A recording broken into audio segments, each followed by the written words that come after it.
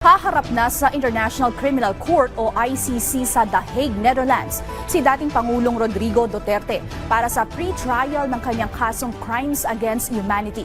Alas 9 ngayong gabi, oras sa Pilipinas. Ang detalye sa Balitang Pambansa ni Carol Panday ng IBC. Carol? Hi, Sheila. Yes, Can Carol? you hear me?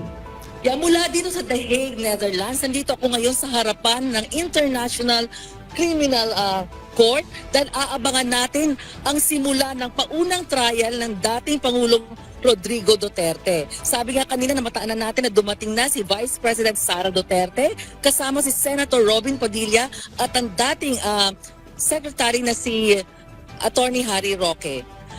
Actually, marami na rin nakapaligid ang mga media dito na nag-aabang sa kaganapan mamaya at syempre ang mga taong naniniwala na dapat ilitis ang dating presidente, nandito na rin sila sa gilid-gilid kasi nga very limited ang kailangan makapasok.